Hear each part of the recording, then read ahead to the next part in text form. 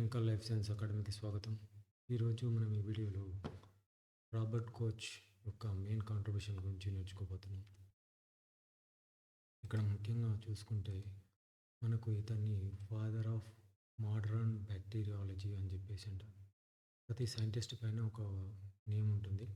కొందరు father of bacteriology, father of modern bacteriology అని చెప్పేసి ఉంటుంది. సో ఇక్కడ తీసుకుంటే ఇతన్ని ఫాదర్ ఆఫ్ మోడరన్ బ్యాక్టీరియాలజీ అంటారు రాబర్ట్ కోచ్ని. అదేవిధంగా ఇతన్ని ఫాదర్ ఆఫ్ మైక్రోబియల్ టెక్నిక్స్, అంటే ఇతను ప్యూర్ కల్చర్ టెక్నిక్స్ను డెవలప్ చేయడం జరిగింది కాబట్టి ఇతన్ని ఫాదర్ ఆఫ్ మైక్రోబియల్ టెక్నిక్స్ అని చెప్పేసి కూడా అంటారు. అదేవిధంగా ఇతను first person demonstration that bacteria cause disease. అయితే ఇక్కడ మెయిన్ గుర్తుపెట్టుకోవాల్సిన విషయం ఏంటంటే ఒక జెర్మ్ థియరీ ఆఫ్ డిసీజ్ అని ఒకటి ఉంది. దీన్ని ప్రపోజ్ చేసింది ఫస్ట్ లూయిస్ ప్యాచర్ అనే సైంటిస్టు దీన్ని ఫస్ట్ ప్రపోజ్ చేశాడు. జెర్మ్ థియరీ ఆఫ్ డిసీజ్ అంటే మనకు డిసీజ్ రావడానికి మైక్రో ఆర్గానిజమ్స్ జెమ్స్ కారణం అని చెప్పేసి ఆయన ప్రపోజ్ చేసింది. దాన్ని డెమాన్స్ట్రేషన్ చేసి ప్రూవ్ చేసింది ఎవరు అంటే రాబర్ట్ కోచ్. ఓకే, అది దేంట్లో అంటే స్టడీ ఆఫ్ యాంథ్రాక్స్.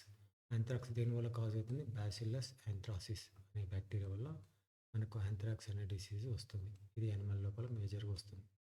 ఓకే, అదేవిధంగా ఇతను మైక్రోబ్యాక్టీరియంను ఐసోలేట్ చేసింది ఫస్ట్ పర్సన్. ఎవరు? ఇది ఏం కాజ్ చేస్తుంది? మనకు ట్యూబర్క్లోసిస్ అనే డిసీజ్ను కాజ్ చేస్తుంది. ఇది మైక్రోబ్యాక్టీరియం. దీన్ని ఐసోలేట్ చేసినటువంటి సైంటిస్ట్ కూడా ఇది.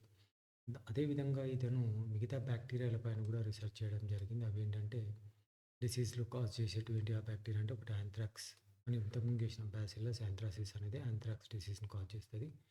అదేవిధంగా ట్యూబర్క్లోసిస్, నెక్స్ట్ కలరా. ఇది దేనికింది? విబ్రియో కలరా.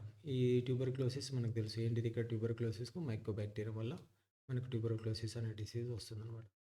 అదేవిధంగా ఇతను ప్యూర్ కల్చర్ టెక్నిక్ను డెవలప్ చేసిండు. అది దేన్ని యూజ్ చేసుకున్నంటే మనకు పెట్రీ ప్లేట్. ఈ పెట్రీ ప్లేట్ని జూలియస్ రిచర్డ్ పెట్రీ అనే సైంటిస్ట్ ఒక పెట్రీ ప్లేట్, మనకు తెలుసు కదా పెట్రీ ప్లేట్ అనేది ఇట్లా రౌండ్గా ఉంటుంది. సో ఈ పెట్రీ ప్లేట్ లోపల ఈయన ప్యూర్ కల్చర్ టెక్నిక్స్ ఏవైతే స్ట్రీకింగ్ చేయడం, తర్వాత స్ప్రెడ్డింగ్ చేయడం, దీని ద్వారా ఏం చేసిందంటే ప్యూర్ కల్చర్స్ను ఐసోలేట్, అంటే ఒక మిక్స్డ్ కల్చర్ నుంచి మీకు కావాల్సిన ఆర్గనిజంను సపరేట్ చేయడానికి ప్యూర్ కల్చర్ టెక్నిక్ అంటాం అన్నమాట. ఓకే, అదేవిధంగా ఇతను ఫస్ట్ ఏం చేసిందంటే ఒక solid media such as potato slices పైన బ్యాక్టీరియాను గ్రో చేయడం నేర్చిందనమాట. ఓకే, అదేవిధంగా సొలిడిఫైయింగ్ కోసం అంటే ఇప్పుడు ప్రజెంట్ మనం అగార్ అగార్ యూజ్ చేస్తున్నాం, కానీ అగార్ అగార్ యూజ్ చేయకముందుకు ఈయన ఏం చేసిండు? ప్యూర్ కల్చర్స్ కోసం పొటాటో స్లైస్, అదేవిధంగా జెలాటిన్ను యూజ్ చేసిండు అనమాట.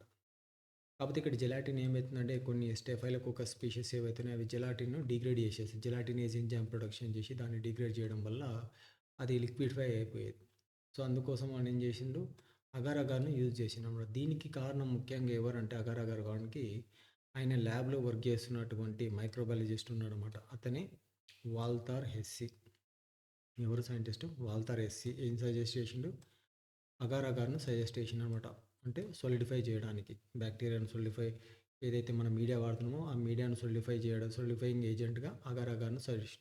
ఈ వాల్తార్ హెస్సీ కూడా ఎవరు చేసిందంటే ఆయన వైఫ్ ఎవరైతే ఉంది ఫ్యాన్సీ హెస్సీ అనే ఆమె సజెస్ట్ చేసింది అనమాట. ఎందుకంటే ఆమె ఫుడ్ లోపల ఈ అగార్ అగార్ యాడ్ చేసేది.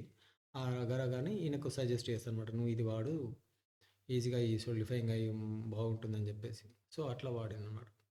ఓకే, కాకపోతే ఇక్కడ అగార్ అగార్ మాత్రం డిస్కవర్ చేసింది ఈయన, వీళ్ళనైతే కాదు, ఎవరు కోచ్గా. జస్ట్ ఆయన ల్యాబ్లో పనిచేసే వాళ్ళు సజెస్ట్ చేయడం వల్ల ఆయన ల్యాబ్కు నేమ్ వచ్చేసింది అనమాట. ఓకే, ఇది. అదేవిధంగా ఇతను జెమ్ థియరీ ఆఫ్ డిసీజ్ ఏదైతే ఉందో దాన్ని డెమాన్స్ట్రేట్ చేసిండు. అంటే డిసీజ్ రావడానికి కారణం మైక్రో ఆర్గానిజమ్స్ అని చెప్పేసి. ఓకే, సో అదేవిధంగా ఇతను ఏం చేసిండు? ఇక్కడ చూడండి, the relationship between the okay the relationship between the micro organisms and specific disease are known as coach postulates. ఈయన ఒకటి ఏం చేసిండు? కోచ్ పాస్టులేట్స్ను ప్రపోజ్ చేసిండు. అది ఏంటనేది నెక్స్ట్ స్లైడ్లో మనం తెలుసుకునే ప్రయత్నం చేద్దాం. సో అదేవిధంగా ఇక్కడ తీసుకుంటే ఇతను staining techniques, so simple staining techniques ఏవైతే ఉన్నాయో అంటే సింగిల్ డైని యూజ్ చేసేటువంటి మిథిలిన్ బ్లూ కానీ ఫస్టిన్ కానీ, అదేవిధంగా మైక్రోబ్యాక్టీరియం మనకు జీల్ నిల్సన్ స్టెయినింగ్ వాడతాం. అంతకన్నా ముందు ఇతను ఏం చేసిండంటే బిస్మార్క్ బ్రౌన్ అనే డైని యూజ్ చేసి మైక్రోబ్యాక్టీరియం ట్యూబర్క్లోసిస్ను స్టెయిన్ చేసి చూసిండనమాట. అదేవిధంగా ఇతను germ theory of disease was primarily proposed by Louis Pasteur ఏదైతే ఉందో దాన్ని డెమాన్స్ట్రేట్ చేసి ఎక్స్పెరిమెంటల్గా ప్రూవ్ చేసింది అనమాట. దానికేంది ఆయన కొన్ని కోచ్ పాస్టులేట్‌ని ప్రపోజ్ చేసిండు. ఇక్కడ కోచ్ పాస్టులేట్స్ ఏందంటే మొత్తం ఒక 4 ఉంటాయన్నమాట. ఇక్కడ చూడండి. కోచ్ పాస్టులేట్స్ అనేవి మొత్తం 4 స్టెప్స్ ఉంటాయి. దీంట్లో ఫస్ట్ స్టెప్ లోపల ఇతనేం చెప్తుండంటే, "a micro organism must be present in every cause of disease, but absent from healthy one." ఇక్కడ చూడండి. ఇదొక మైస్ అనేది చనిపోయింది. దీనికి కారణం ఏంది అంటే, దీనిలో ఉన్నటువంటి బ్యాక్టీరియా ఏవైతే ఈ బ్లాక్ కలర్‌లో రాడ్ షేప్‌లో ఉన్నాయో, ఇవి దీనికి కారణం అన్నట్టు. ఇది హెల్తీ ఉంది. దీంట్లో ఎలాంటి ఓన్లీ ఆర్బీసీ మాత్రమే, దీంట్లో ఎలాంటి ఆర్గానిజం లేదు. కాబట్టి దీనికి చనిపోవడానికి కారణం ఇది అన్నట్టు. ఇది micro organism should be present in every cause of disease. Second point చూడండి. The suspected micro organism must be isolated and grown in a pure culture. So ఇందులో ఉన్నటువంటి ఈ రాడ్ షేప్ బ్యాక్టీరియాని నేను ఏం చేసిండు, తీసుకుని ఐసోలేట్ చేసి ప్యూర్ కల్చర్ చేసిండు. అంటే దీంట్లో only single type of micro organisms ఉంటే దాన్ని ఏమంటాం, ప్యూర్ కల్చర్ అంటాం. అంటే వేరే బ్యాక్టీరియా ఉండకూడదు. ఓన్లీ ఒకే రకానికి చెందినటువంటి బ్యాక్టీరియా దీంట్లో ఉంటే దీన్ని ప్యూర్ కల్చర్ అని చెప్పేసి అంటామాట. నెక్స్ట్ థర్డ్ స్టెప్ చూడండి. The same disease must be result when the isolated organism is inoculated into healthy host. ఇప్పుడు ఏదైతే ఈ ప్యూర్ కల్చర్లో ఉందో ఈ ఆర్గానిజం తీసుకొచ్చి ఈయన ఏం చేసిండు, హెల్తీ దానికి ఇంజెక్ట్ చేసిండు. అప్పుడు ఏం కావాలి, సేమ్ ఇది కూడా డిసీజ్ వచ్చి చనిపోవాలి. అదే third point. Okay. Fourth point చూడండి. The same micro organism must be isolated again from the diseased host. So ఇప్పుడు దీని నుంచి ఐసోలేట్ చేసినప్పుడు కూడా అప్పుడు ఆర్గానిజం కూడా సేమ్ ఉండాలి. చూడండి, ఇప్పుడు ఈ ప్లేట్లో ఉన్నటువంటి మైక్రో ఆర్గానిజమ్స్, ఇక్కడ ఉన్నటువంటి మైక్రో ఆర్గానిజం సేమ్ ఉంది. కాబట్టి ఇప్పుడు మీరు కోచ్ పాస్టులేట్‌ను పర్ఫెక్ట్‌గా మ్యాచ్ అయినట్టు. ఓకే. అట్లా ఉంటేనే దీన్ని ఏమనాలి, కోచ్ పాస్టులేట్స్ అంటారు. ఇదే మేజర్‌గా రాబర్ట్ కోచ్ ఇచ్చినటువంటి major contributions in microbiology. Okay.